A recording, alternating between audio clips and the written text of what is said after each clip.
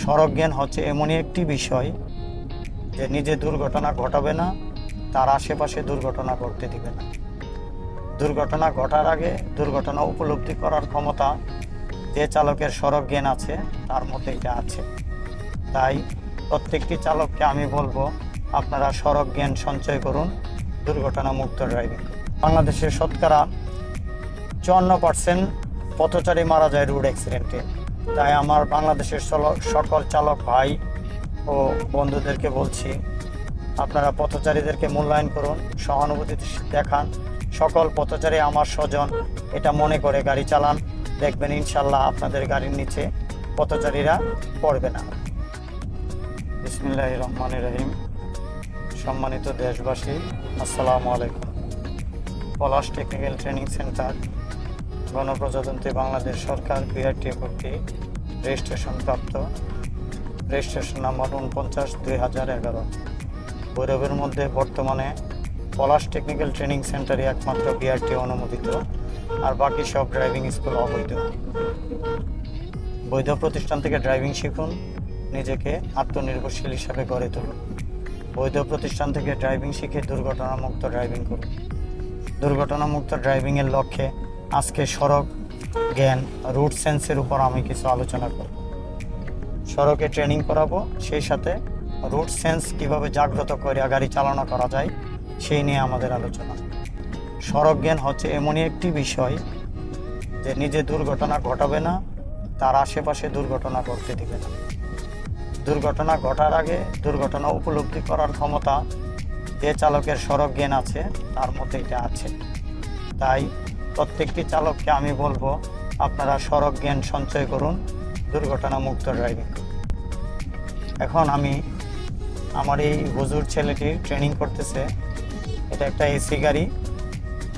সে যতক্ষণ গাড়ি চালাবে ততক্ষণ আমি রুট সেন্সের উপর কিছু কথা বলবো, এটা আপনারা ফলো করলে আপনাদের জন্য ভালো হবে। আপনার নাম? জাহিদুল হাসান। উনি একটা মসজিদের মুয়াজ্জিন, ওনার জন্য আপনারা দোয়া করবেন। ওরে নিয়ে এখন আমি ক্লাস শুরু করতেছি। প্রতি মিনিটে কতবার পিছনে দেখার আয়না দেখতে হয়? না, 6 থেকে 8 বার পিছনে দেখার আয়না দেখতে হয়। তাছাড়া বায়ে থেকে ডানে যাওয়ার আগে, ডানে থেকে বায়ে যাওয়ার আগে এবং গাড়ি দাঁড় করানোর আগে পিছনে দেখার আয়না দেখতে হয়। পিছনে আয়না নির্ভরশীল গাড়ি চালানোর আরেক নাম সুরক্ষা ড্রাইভিং। আমরা এখান থেকে এতটুকু আমরা গাড়ির অংশ দেখি, কিন্তু আমার এই পিছনের অংশ থেকে বাকি অংশটা আমরা দেখি আয়নার মাধ্যমে। তাই আমরা নিজেকে সুরক্ষিত রেখে গাড়ি চালাইতে গেলে সুরক্ষা চক্র অর্থাৎ আয়না মেনটেন করে গাড়ি চালনা করা আমাদের খুব বেশি প্রয়োজন। তাই আপনার নিয়মিত আয়না দেখুন, নিয়ম মাফিক আয়না দেখুন, নিজেকে নিরাপদ রাখুন। এটা হচ্ছে পথচারী পারাপার। পথচারী পারাপার আপনি কি করবেন? পথচারীকে অগ্রাধিকার দিবেন, গতি কমায় অগ্রাধিকার দিবেন, প্রয়োজনে গাড়ি দাঁড় করিয়ে অগ্রাধিকার দিবেন। পথচারী পারাপারে যদি আপনার দোষে কোনো অ্যাক্সিডেন্ট হয় তাহলে আপনি হত্যা মামলার শিকার হবেন। তাই পথচারীদেরকে প্রায়োরিটি দিন, অগ্রাধিকার দিন। এবং বাংলাদেশের শতকরা 54% পথচারী মারা যায় রোড অ্যাক্সিডেন্টে। তাই আমার বাংলাদেশের সকল চালক ভাই ও বন্ধুদেরকে বলছি, আপনারা পথচারীদেরকে মূল্যায়ন করুন, সহানুভূতি দেখান। সকল পথচারী আমার স্বজন এটা মনে করে গাড়ি চালান, দেখবেন ইনশাল্লাহ আপনাদের গাড়ির নিচে পথচারীরা পড়বে না। আমাদের গাড়ি লোহার তৈরি, পথচারী এবং শিশুরা তাই নয়।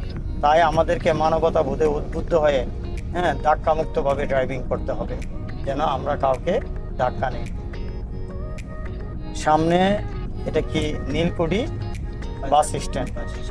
বাস স্ট্যান্ডে প্রবেশের সময় গতি কমাতে হবে, অপ্রত্যাশিত বিপদের জন্য প্রস্তুত থাকতে হবে। আর কি, বাস স্ট্যান্ডে বাসকে অগ্রাধিকার দিতে হবে, এটি হচ্ছে নিয়ম। এখানে লেখছে সর্বোচ্চ গতিসীমা 40, যদিও লেখছে সর্বোচ্চ গতিসীমা 40, কিন্তু বাস স্ট্যান্ডে যখন অ্যাভেলেবেল যানবাহন থাকবে তখন আপনি সর্বোচ্চ গতি 20 ধরবেন, প্রয়োজনে গাড়ি থামাতে হবে। বাড়ান। এখানে এটা হচ্ছে মাফলার স্পিড ব্রেকার, বাড়ান। এই যে ট্রাফিক সাইনটা পূর্বের নির্দেশিত এলাকা শেষ, এখন আবার ন্যাচারাল গতিতে আপনি গাড়ি চালাবেন। পূর্বে আসছিল পথচারী পারাপার, পূর্বে ছিল কি ওভারটেকিং নিষেধ, পূর্বে ছিল সর্বোচ্চ গতিসীমা 40, এখানে এসে হাইওয়েতে যে গতি আছে, হ্যাঁ, সেই গতি মেনটেন করে আপনি গাড়ি চালাবেন। আমাদের দেশে ন্যাচারালভাবে প্রাইভেট কারের গতি হচ্ছে 80, কাগজে পত্রে 110, কিন্তু আসলে 110 চালানোর মতন ব্যবস্থা আমাদের এখানে নাই, সেই পরিবেশটা এখনো হয়ে ওঠে নাই। তাই আমরা ন্যাচারাল হাইওয়েতে আমরা সর্বোচ্চ গতি 80, এর উপরে যাব না। এখন সামনে আমরা দেখতে পাইতেছি একটা filling station. Filling station, horn দেন, আপনি হর্ন বাজান, দেখেন তো ফিলিং স্টেশন থেকে কোনো গাড়ি বেরিয়ে আসতেছে কিনা। যান, বাড়ান, হর্ন বাজান, কারণ ফিলিং স্টেশন থেকে হঠাৎ করে গাড়ি বেরিয়ে আসতে পারে। পিছন থেকে গাড়ি ওভারটেক চাচ্ছে, তাকে ওভারটেক দেন, শোল্ডারে আসেন আপনি, যেহেতু সামনে গাড়ি, আবার বাড়ান। আসলে হেড, শোল্ডার, সয়েল একটা রুটকে 3টা ধাপে তৈরি করছে। কখনো কখনো শোল্ডারে নেমে আমি অন্য গাড়িকে সাইড দিব, তাহলে সেও নিরাপদ থাকবে, বিপরীতমুখী যানবাহন নিরাপদ থাকবে এবং আমি নিজেও নিরাপদ থাকব। বাড়ান। এটা কি ইমার্জেন্সি লাইট ইউজ করতেছে, পিছনে প্রাইভেট কার, সামনে বাস, দেখেন প্রাইভেট কার ডাবল আছে, সাইড দেন। এখন আর নতুন করে ওঠার আগে আয়না দেখবেন আরো গাড়ি আছে কিনা, আরো গাড়ি আছে,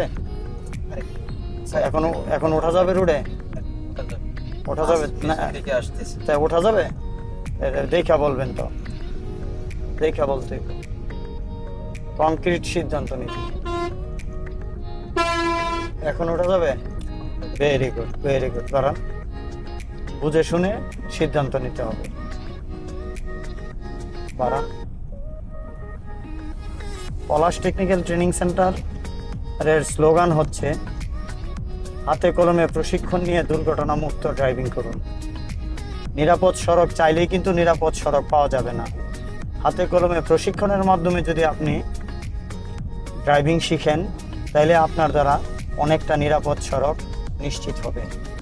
তাই আপনারা পর্যাপ্ত নিয়মকানুন শিখবেন এবং বাস্তবে ডিফেন্সিভ গাড়ি চালনা করিবেন, তাহলে আপনিও নিরাপদ থাকবেন, যাত্রী নিরাপদ থাকবে, পরিবার নিরাপদ থাকবে, পথচারী নিরাপদ থাকবে এবং ডিফেন্সিভ ড্রাইভাররা নিয়মকানুন মেনে গাড়ি চালায়, এজন্য তাদের হাতে অ্যাক্সিডেন্ট কম হয়।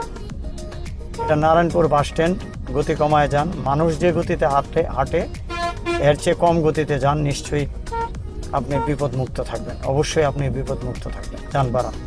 Very good, very good. নতুন চালকরা হ্যাজার্ড দেখলে, ঝামেলা দেখলে কি অস্থির হয়ে যায়। আসলে ঝামেলা কোনো বিষয় না, গতি কমায় ফেললে আর ঠান্ডা মাথায় খেয়াল করলে এটা অস্থিরতা কাজ করবে না। এজন্য যখন হ্যাজার্ড এবং জ্যাম এবং ব্যস্ত অনেকগুলি গাড়ির মাঝখানে পড়ে যাবেন, তখন বিচলিত না হয়ে ধীরস্থির একনিষ্ঠভাবে শান্ত মনোযোগ সহকারে কি গাড়ি চালনা করবেন, তাইলে আপনার কাছে গাড়িটা নিয়ন্ত্রণ করা সহজসাধ্য হয়ে যাবে। এখানে ডাবল রিডাবল গাড়ি আসতেছে, সিরিয়াল গাড়ি যখন আসে একটু বায়ে বেশি চাপবেন, কারণ হঠাৎ করে কোনটা পিছ থেকে কোনটা যে বেরিয়ে যা এটার নিশ্চয়তা নাই। এই জন্য যখন একের অধিক গাড়ি সামনে থেকে আসবে তখন পর্যাপ্ত জায়গা দিবেন।